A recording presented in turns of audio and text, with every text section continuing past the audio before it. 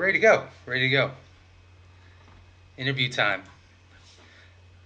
All right, folks. So I'd like to introduce to you our guest. So our guest today is Mike Rodden. He is also a member of the folks over at numberFire.com, and bring him in today. Mike, how you doing? Doing all right. Thanks for having me, Doug. Yeah, I appreciate you doing this for us. I know that PGA daily fantasy is not necessarily everybody's cup of tea, but it's obviously something that you're interested in and knowledgeable about. So thank you for coming on and doing that. So maybe you could just start by telling us how you got into daily fantasy sports and specifically golf as well. Yeah, yeah. So I had, I guess, just kind of dabbled in it when it first came out. It was sort of like a little on the lines of online poker, where you weren't really sure if it was legal or illegal. Hmm. Like you were kind of waiting on the don't want to deposit too much money because you're afraid you might never get it back. Yeah.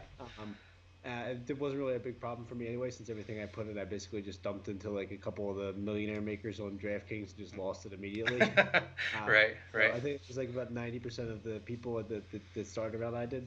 So eventually, I was playing mostly on DraftKings, and then a friend of mine really got me into FanDuel, which Hmm. was I just thought like a much easier interface for me to use, and it just seemed like a not quite of as sharp as a field in a lot of the specifically the football games. So I started playing a lot more better contest selection, the cash games, the 50-50s and double ups, as opposed to just going for that like first prize is 300K, the first prize is a million tournaments. Right. Of course. Uh, so when I started to do cash, it was like kind of opened me up to a few other sports because I started to build a little bankroll. Um, when I was like golf, I was like I'm not a very good golfer, but I like to watch golf. Yeah. Um, my dad and I were always in a pool when we were when I was growing up, where we'd pick the winners of the majors and then things like that. So it was something I had a good base of as far as like who the golfers are. So I started dabbling around with on FanDuel, and that was back when FanDuel had a different kind of format. So they had four golfers you would pick for the first four rounds and Right. four golfers you would pick for the second two, Hmm. and actually came in. I think it was like sixth in the big tournament for like $1,000, which was Oh, by nice. far the biggest hit that I had ever had. It was like Yeah. I think I played like $8 that day. It was like two lineups in the $4 and two in the $1 single entry or something like that. It was like $10 total, Yeah. and hit for $1,000. So Nice. it That's was nice. it was a nice hit. And then from there, I was kind of like, all right, well, I know golf now. Uh, and with having a little bit of bankroll, it kind of was able to sustain a little bit, especially by playing those the softer games of what I thought on FanDuel. Okay, that's cool.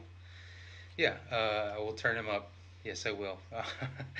Yeah, so I've done golf a few times myself, but it's never really been too lucrative. I do remember playing it when it was the 4-and-4 on FanDuel. Um, Actually, the state I live in now, this is the irony. It does not allow me to play fantasy daily fantasy. So, No. yeah. So I write about it, but I don't. I can't play it. So it's fun times. All right. So when did you get started with numberFire? So really kind of as easy as it could get. It was around last year, right before the Masters. I had gotten I just was followed the numberFire account, and they had tweeted out that they were looking for NASCAR writers and golf writers. And I had listened to the pod that Brandon and Jim Mm-hmm. do for the PGA. Yeah. So I had been played on FanDuel and listened to them on numberFire. So I was like, all right, well, I've never written about fantasy sports before, but I have an idea of what they're looking for, but from reading other articles, and I think that my process and the sites that I use to do research, I thought were pretty good, and I had done pretty well. So I basically put together like three mock-up fake Mm-hmm. articles that were for the Masters, Yeah. and just submitted them to numberFire, and they got back to me and said that they thought that they wanted me to try it out. Oh, cool. So originally it was supposed to be just for the weekend slate of golf, Yeah. and then the timing worked out where it was really tough for me to after Friday, submit the article when the event starts, Saturday at 8 a.m. Mm-hmm. For me to write the article, for them to edit it and get it posted. So then that's when they asked me if I would be willing to do the helper for DraftKings, Mm-hmm. which is it's been doing that for it'll be a year around the Masters this year. So Oh, cool. coming up in April. Nice. and then I started writing the course primer from that took over that from Brandon Hmm. about like kind of like around the playoffs of last year. Okay. Yeah, that's cool. And I just put in the chat there. I put a link to Mike's author page on numberFire if you want to check it out. It has everything he's probably written for numberFire should be on that page, so make sure to check that out as well. Um, all right, turning to some golf. So last week we had the Farmers Insurance Open, and the leaderboard was kind of a who's who when it was all said and done, right? So we had Justin Rose with the win. Adam Scott, despite form last year, was off, right? Right. But and then Hideki, Jason Day was up there as well. Rory, Tiger -10, right? Tony Finau -11, Patrick Reed -11. All these guys showing out on the week before, kind of in the stretch where everyone shows out and comes to start playing golf again, right? Yeah, so this is the last week at Torrey Pines. Obviously, Torrey Pines, really kind of a famous course. It was the last Mm-hmm. time Tiger won a major was that 2008 U.S. Open where he was gimping around for the playoff against Rocco Mediate. That was at Right. Torrey Pines. Yeah. Uh, so there's a lot of history at that course and a lot of kind of gravitas that it carries. Plus, it's also the first event on the mainland is it used to be the Career Builder, now it's the Desert Classic, and that's a pro-am. Yeah. So this is technically the first like regular tournament on the mainland in California. So Mm-hmm. it definitely gets the guys that have been taking a break over the holidays or made the trip to Hawaii and then don't want to kind of play back-to-back weeks after taking the long trip around from Hawaii to California. So it is the first time that second time that we saw Rose, and he obviously looked incredible, Mm-hmm. getting up to 21 under to win the tournament. Yeah. Typically, I think the guys are in like the 12, 13, 14 range when they win on the high side. Yeah. So for him to get to 21 under was really a statement. And then, like you said, you mentioned the names up there. The one guy you didn't mention was your boy Taylor Gooch, That's right. who I did set not. to finish in third, a tie for third with Hideki after coming in fourth last week. Yeah. So I'm sure you're going to want to see that this week. I bet.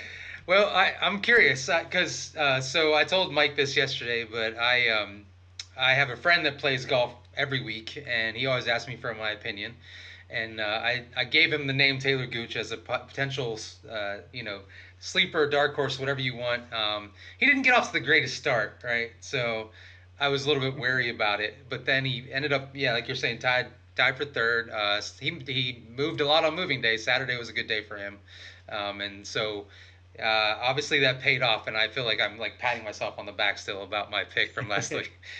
Yeah, I think if you look at like everybody, you got Rose, number one in the world, won the U.S. Open before. Adam Scott's won the Masters. Hideki's obviously a great player. Jason Day and Rory both have multiple majors, or Day has one major, Rory has multiple majors. John Rahm is the hottest player in the world right now, and Yeah. then you got Gooch right squeezed in the middle there. Yeah, yeah. And another player we didn't mention, I think, was Gary Woodland was -12, and he has a track record at the course coming up, which we'll get to in a minute. Yes. But yeah, so Farmers Insurance Open, like you're saying, it's kind of the start of a three tournament stretch where a lot of players are in the field. That's not small numbers of players. I think this week we have 132 golfers or something around that Yeah, so number. it's I think that the Farmers was around 156 was the full field, Hmm. and so this isn't the full field, but it's definitely a sizable one where you got to get still right around half the players are going to make the cut, a little bit more than that. Right, exactly. And so this week is the Waste Management Phoenix Open. It's where the party happens, right? So you mentioned you had some friends that had gone there. What did they say about the atmosphere? So basically, TPC Scottsdale is Mm, essentially like on the Arizona State University campus or mm-hmm. right at the campus, Yeah, which I think even there's like a Simpsons joke from 1995 that Arizona State's the biggest party school in the country. So you right. can like remember that stands out in everybody's mind that Arizona State's a huge party school, and it basically carries over to the environment on TPC Scottsdale and at the Phoenix Open. Mm-hmm. The 16th hole actually has like grandstand stadium seats, and there will be like people cheering, people yelling and jeering at people. They definitely serve. I think I was they have expect about 650,000 people to come, and they serve about their weight in beer. It seems like from what I've heard. Yeah, it sounds like it. And so, if you've been watching the scroll below my camera, you'll see some pictures from the course over in Scottsdale. You also see some information about who's been past winners and how much yardage there is. So that's been scrolling down below me. You can check that out at any time. But so past winners include Gary Woodland last year. Hideki won it 2 years in a row before that. And I think last year people were expecting a three-peat, but he had a wrist injury, if I recall. Is that right? Yeah, that's right.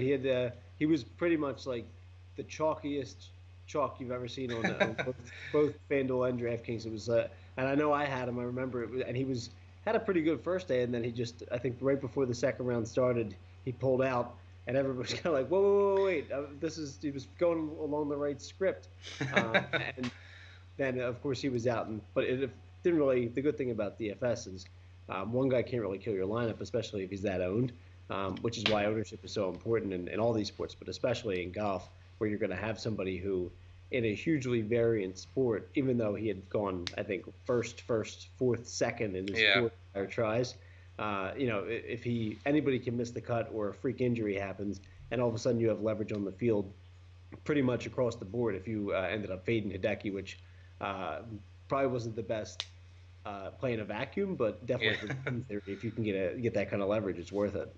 Yeah, and all those that did fade him were super happy when he pulled out. So, Yes. exactly. So before we get into the details about the Phoenix Open, I know, like you said, you write a lot about DraftKings as well. Mhm. Um, do you find playing on DraftKings versus FanDuel? Do you find one easier, more difficult? How do you approach playing on the two sites? So I think I did better on FanDuel when it Hmm. was the earlier format, the Okay. four first rounder, 2 rounds, four golfers for the second 2 rounds.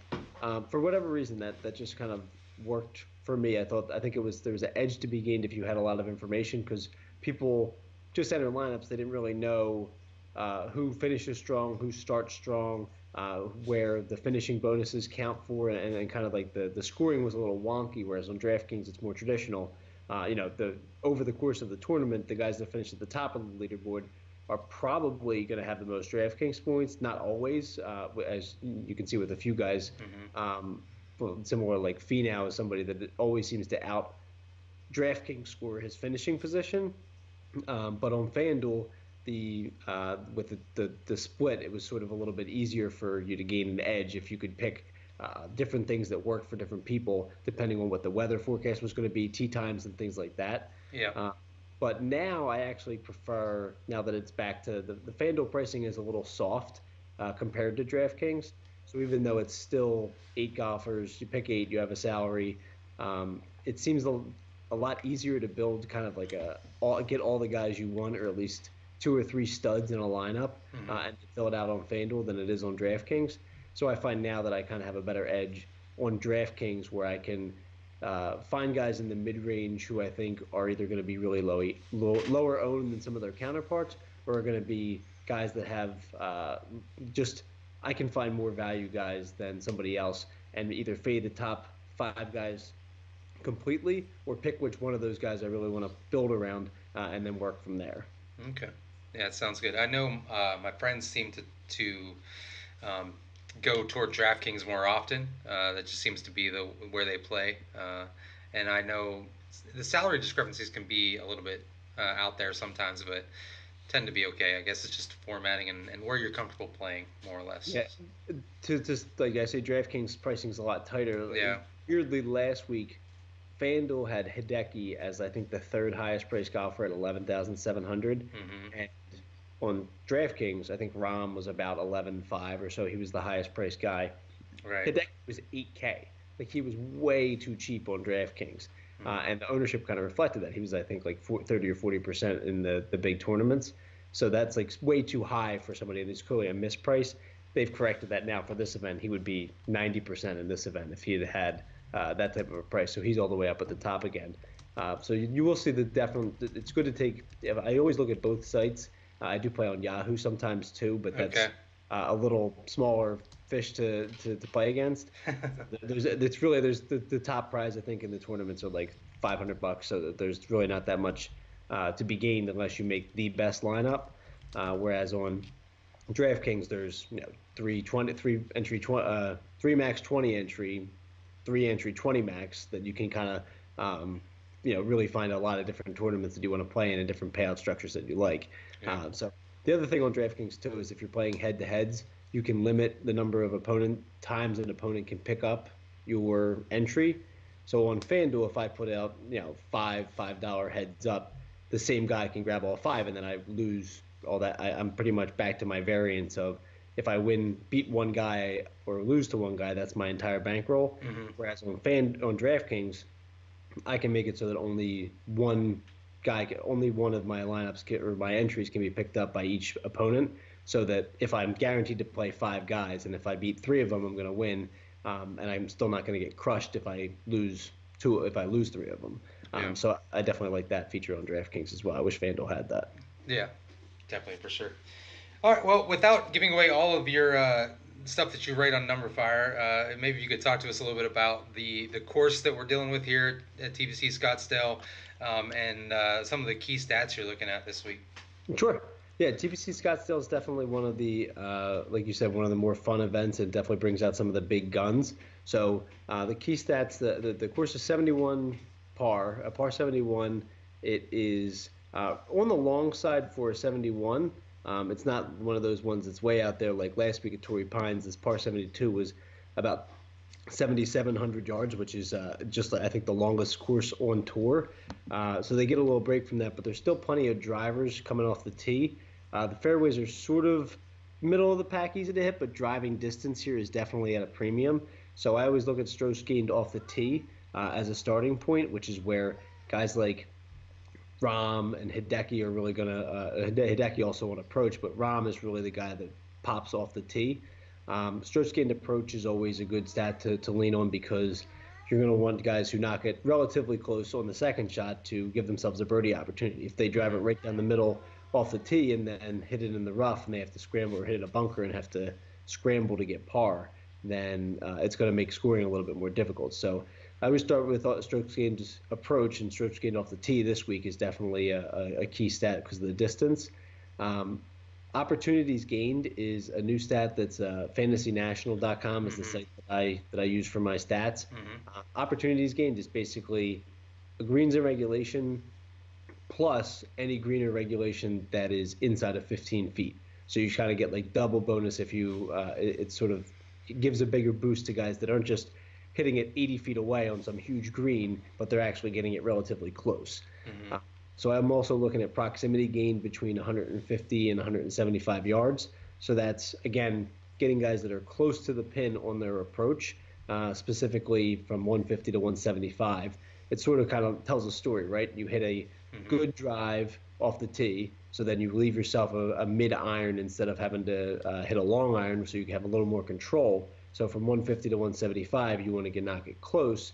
And then on your opportunities gained, you're picking up guys who are really knocking it within that 15 or inside of that yards. Yeah. So those are the main stats. I'm also looking at par fives between 550 and 600 yards because there are only 3 par fives on the course and all in that range. So they're going to want to get birdies on the par fives, which are the lowest scoring holes, and that's where that key range is this week. Yeah, that opportunities gain stat has just grabbed a lot of momentum over the last handful of months here, and I think Fantasy National gets pushed by a lot of folks, so they have some good good stats over there for sure.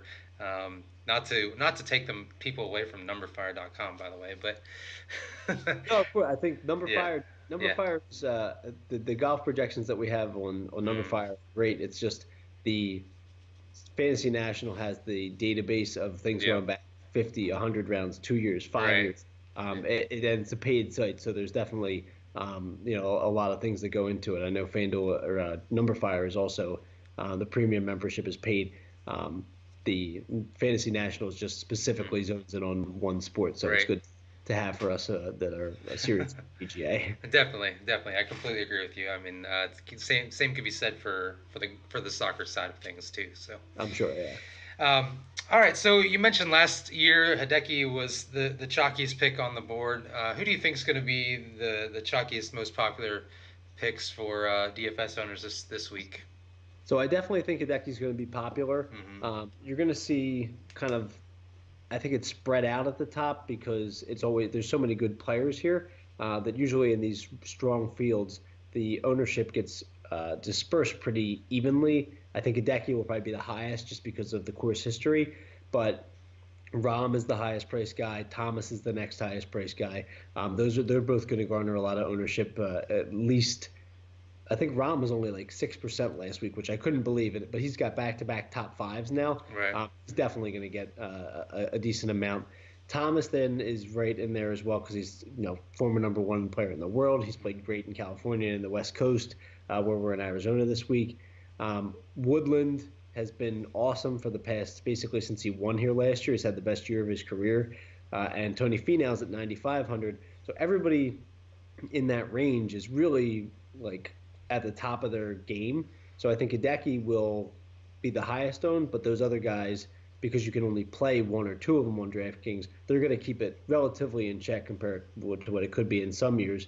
And there's going to be somebody in there who's going to be low owned, and if you can identify who that's going to be, then that's going to be the best play. I think that the two guys that really stand out as pivots are Xander Schauffele and Webb Simpson. Hmm. The two guys that you just, even though Xander won the Tournament of Champions, and I think he had a good Sunday he had a good Sunday, and then he fell back on the back nine, so he only finished at -10, but he was really making a charge. Those two guys, I just can't see everybody being owned. So I think Xander and Webb are going to be the two at the top end of the price range that you can pivot off of some of those chalkier guys. Is there a chance that Woodland, despite winning last year's tournament, is fourth or fifth most owned out of that group? I think it's possible. I would say the guy that's probably going to fall off is Finau. Hmm. Woodland, it'll probably be Hideki, Rom, and then Woodland is what I would guess. That's yeah. Uh, Thomas, it's so close between the second three of those, though. Hmm. I can see it's really going to depend on the narrative coming into the week. Rom is just not somebody that people are quite as familiar with from a name standpoint, even though he's been one of the best players because he's from the European side. So Hmm. he's just not as familiar with most of the casual players. But with back-to-back top fives, people are going to notice that. And he's the top of the pricing. The highest price guy is always going to garner a lot of ownership. Right. But Finau has missed the cut in I think each of the last 3 years at this event. I think he might have made it one of those years, but he's definitely has three missed cuts in his last 4 years, and he is somebody that like he's just one of the safest plays you can make every week. Hmm. So he might be the guy that falls under the radar a little bit, just because people are going to look.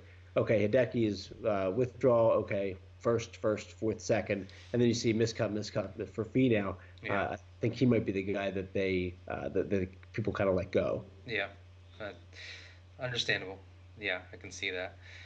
So maybe on the opposite side of that, those folks are all going to be higher owned. But do you think there's just any players that people are staying away from, wouldn't touch with 10 foot pole? Maybe you in particular, somebody you're staying away from, most definitely not even giving them a chance.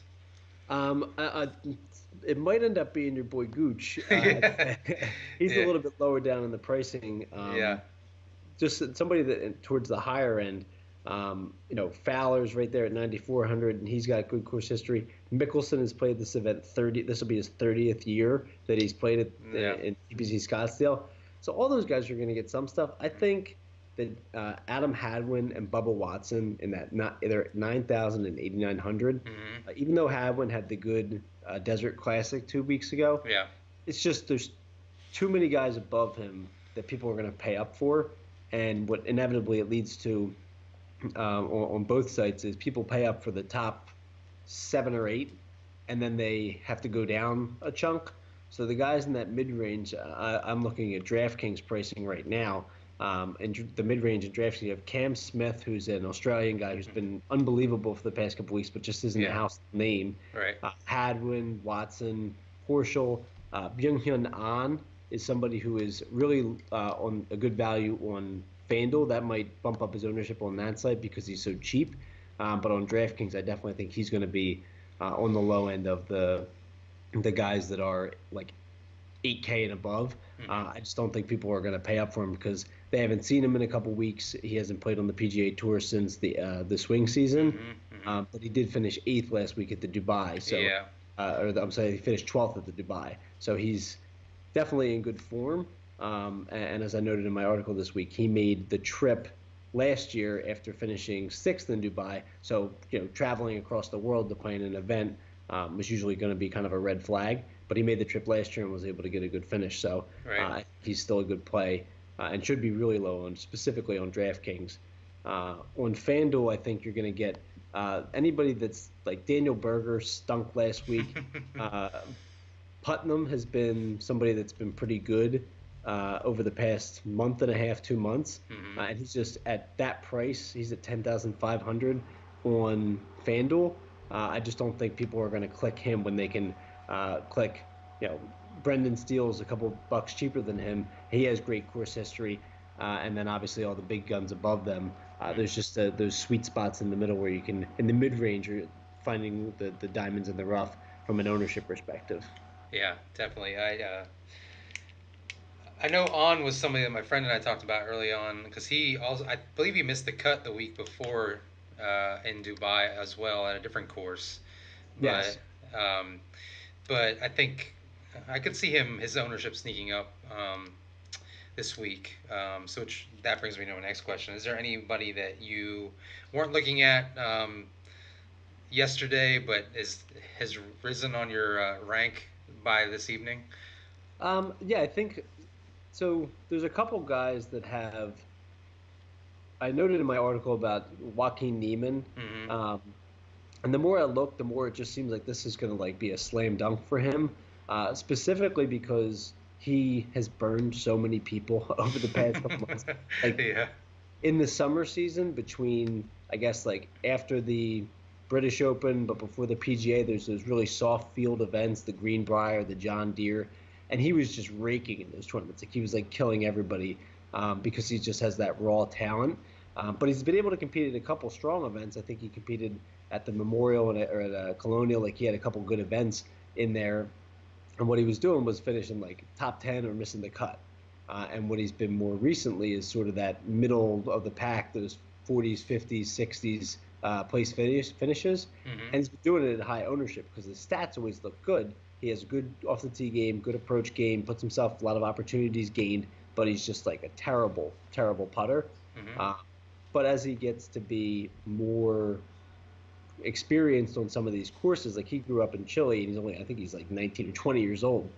As he gets more rounds under his belt on these Bermuda grasses and the overseeded grasses on the West Coast, I think he's going to get more comfortable, and he's going to give himself opportunities.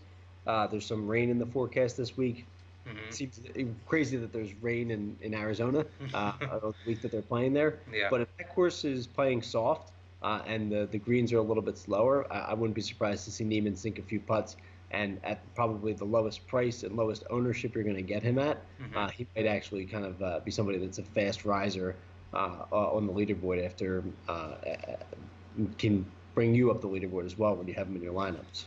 Yeah, definitely. Yeah, you're right. He has burned a lot of people. Me included. Yeah, I would. Let's venture to say that everyone I know that plays it has been burned by him at least once. So, Yeah. so very true. All right, so I want to ask you about a couple guys that have decent course history, but might not necessarily be on the radar of a lot of people. So we'll start with James Hahn. Yeah. uh, Now I know he has decent course history, but his form is not so good, and I think a lot of people stay off him. Any thoughts on James Hahn this week?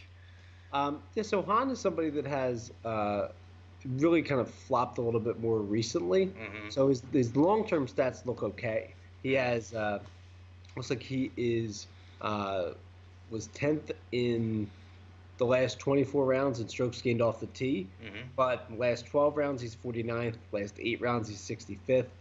So he really has been going in the wrong direction there. He's obviously another guy who's a pretty atrocious putter in his own right, Yeah. and has had not too many good finishes here since. I'm just looking at his prior Yeah. rounds. So he's had a 29th at the Mayakoba and a 28th at the Shriners, and he hasn't had a top 25 besides that since the Genesis last year, and then the Waste Management the year before, a couple of events before that. Yeah. So while he's in decent course form, he has done pretty well at the Phoenix Open. He has an 11th, a miscut, and a 17th in his last three. Hmm. So he has that upside. He's definitely going to be somebody that's under owned this week. Yeah. He's shown he has upside at the event. It's just whether or not he's in the best form is pretty questionable, I Right. think. Now, these next two guys, I think they kind of fall in very similar category, but you can correct me if I'm wrong. So I'm thinking Martin Laird and Brendan Steele. Are, Yes, I was waiting for this course history. That's the yeah. two that you have to like. Who are the? What the hell am I doing with these two Yeah, guys? yeah. So what are we doing? Are we leaning toward one or the other, or are we just not playing them at all? I would say probably would be more comfortable with Laird. I Mm-hmm. know Steele has tremendous history. He had great history at the Desert Classic as well, um, and it just didn't work out. He's just not the kind of guy right now who's in the form that you need him to be in Mm-hmm. Mm-hmm. for to really invest. The problem with playing these guys is they should be the safety guy in your lineup.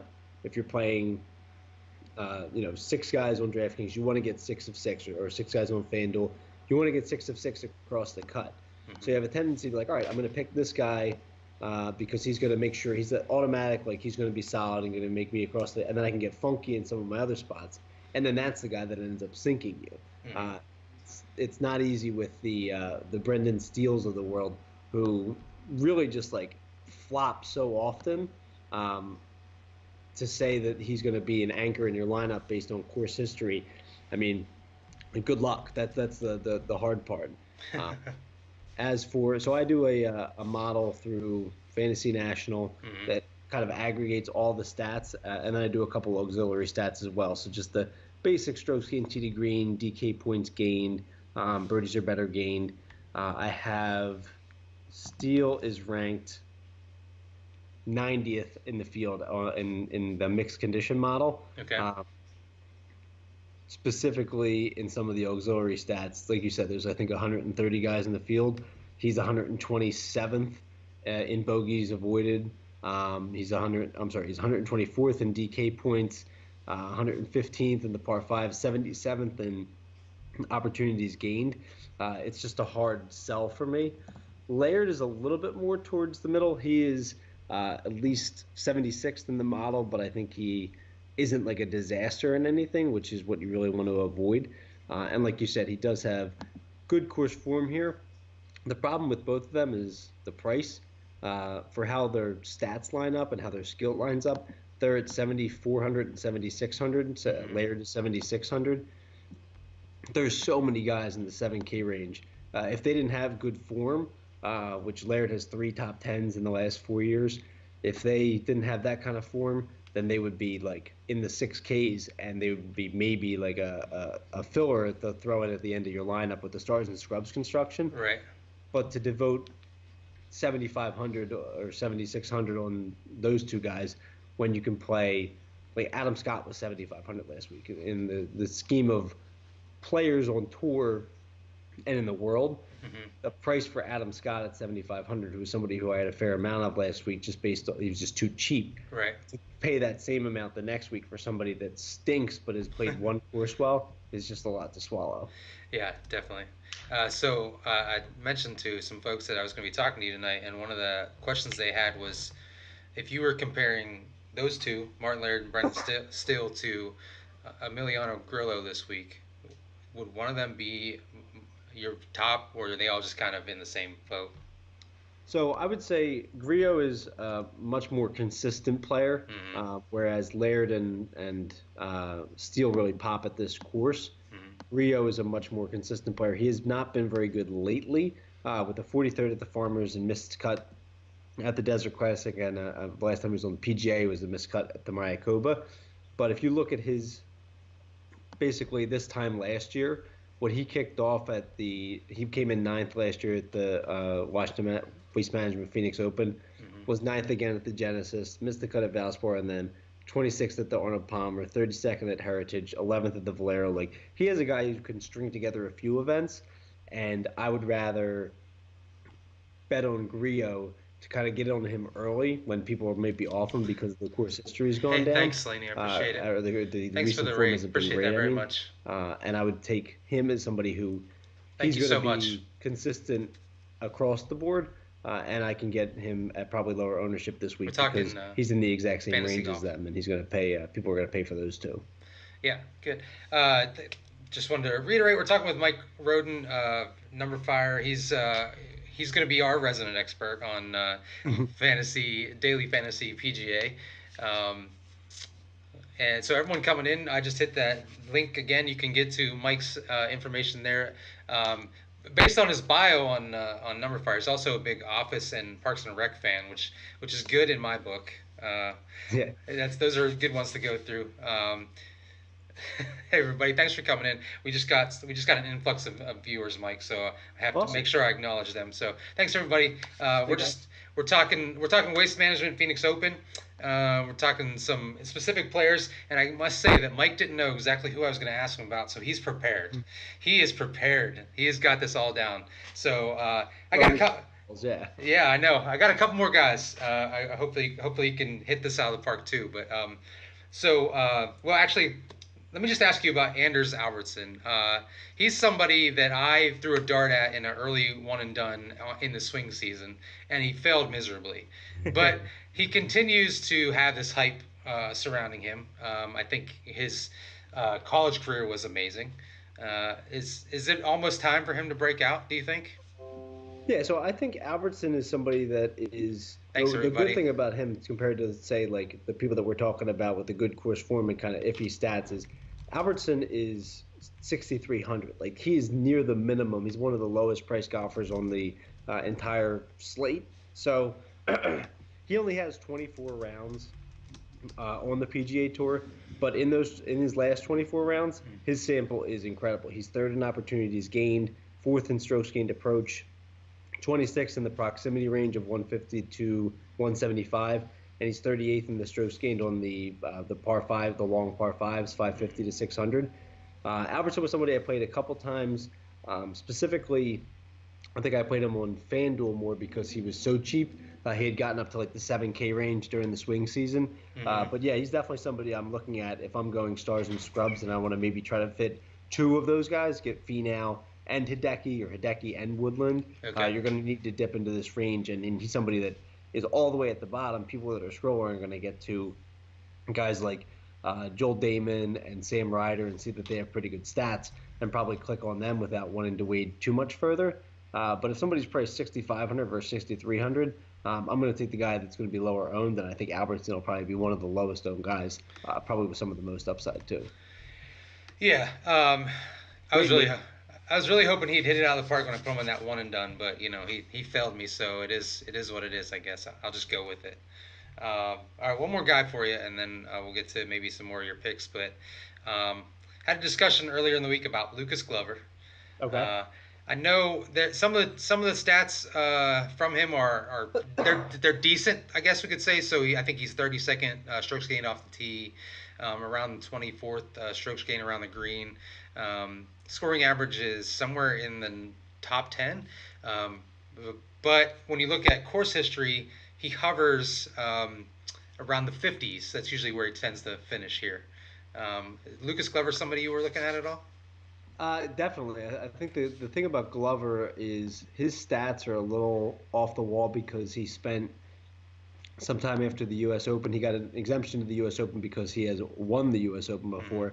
And then he was in the Web.com tour Mm-hmm. for much of the second half of last season. And he had basically killed it there. Like he's just way too high class of a golfer. Even Right. if he's below average on the PGA Tour, he is definitely somebody who pops among the young guys and the newbies. Um, Best thing about Glover, though, is his recent form. Even though he hasn't been necessarily the best at this course over his history, he's got five straight top 25s. And for 7,200 on DraftKings, I think he's 98, 9,700 on FanDuel. Mm-hmm. That type of safety and security from somebody who is not afraid of a strong field. Obviously, he's won a U.S. Open and getting some confidence back. He's definitely somebody I have him right now He's in two of my three lineups on DraftKings at 7,200, including my cash lineup, because I think he's somebody that's going to be. He does well in par fives. He does well off the tee, and like you said, he's able to score when he needs to, Thanks, Trip. which is something that You're great, dude. when you need to get your guys across the cut, somebody that has top 25 floor is pretty good. And nobody has a floor in golf. Everybody can miss the cut. But at 7,200, he's as safe Hey, of a Shadow bet as any.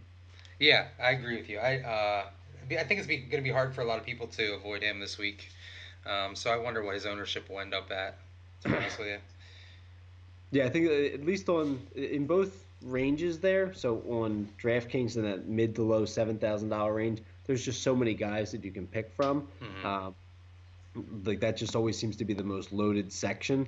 So you have guys How you like doing, Shadow Bomb? Sung Welcome in. J M, Jason Kokrak, who played well last week. Yeah. Neiman's in there. CT Pan's been pretty good for the past couple months. Right. Harold Varner. Like there's just so many guys at or around his range, and then going upward, you get the Laird, the Steer, Laird, the Steele, Kyle Mm-hmm. Stanley, Gooch is right there.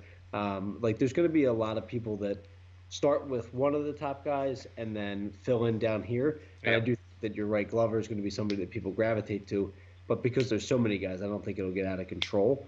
Yeah. And on FanDuel at 9,800, there's so many guys that are right there. Uh, I'd be more inclined to fade him on FanDuel, where there's just the level of golfer that is in the same space there. So you have somebody like Keegan Bradley, who's basically the same price as Glover's 9,700. Excuse me, but like Horschel, Keegan Bradley, those guys are just so much better of like an overall player than Glover right now. For $100 more, I'd be more inclined to play those two on FanDuel specifically. Yeah.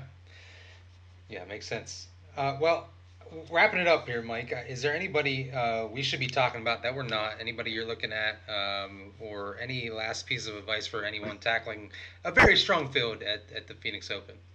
I would think that the one guy who really blew up, and I just not sure I've heard his name quite as much as I thought I would for the Phoenix Open, Hmm. is Cam Champ. Okay. He Yeah. really basically came flying onto the tour after the Web.com season and got a win at the Sanderson Farms. He is the longest hitter on the tour. Last year, in a few events, I think his driving distance was about 30 yards. Average driving distance was 30 yards longer than Dustin Johnson. So, in a course where I'm prioritizing off the tee, uh, Champ is somebody that I definitely want to gear towards. And he has had a couple off weeks in his last few events. So, he's somebody that was a hot name before. He is a stud, an absolute star potential. Hits the ball a mile, and he was putting unbelievable. And then that kind of tapered off a little bit. Hmm. So I think his price has gone down and his ownership has gone down. So just in the same way Neiman is, I want to target those kind of phenoms who are maybe flying under the radar this week. And of course, they fit at when they have failed at high ownership on courses that they didn't fit quite as well. And Champ, I think, is pretty reasonably priced. He's 8,300 on DraftKings, and then on FanDuel, I don't even see him yet. He's 9,400 on FanDuel. So Okay. the price has gone down, which is definitely going to attract some people when they see his name there. But hopefully they click on his last few events and the recent stats and see that he hasn't been great. But I think he sets up great for this course. That's a good name. He's averaging around 320 yards a drive. So definitely first on tour, and something I wish I could do. Something I Yes. wish I could do. Uh, I don't know. Yeah, I'm probably about 30 or 40 yards short of that. So I'm jealous. I'm jealous. All right. Well, I'll put Mike's link in the chat one more time, and I really appreciate you joining me today, Mike. I know this was something a little different for both of us. So hopefully we can do it again sometime. I know the fantasy golf. I said it's a niche thing for some, but I still enjoy it. So had fun talking to you, and I hope we can do this again sometime. Yeah, that'd be great. I appreciate it, Doug. Thanks for having me.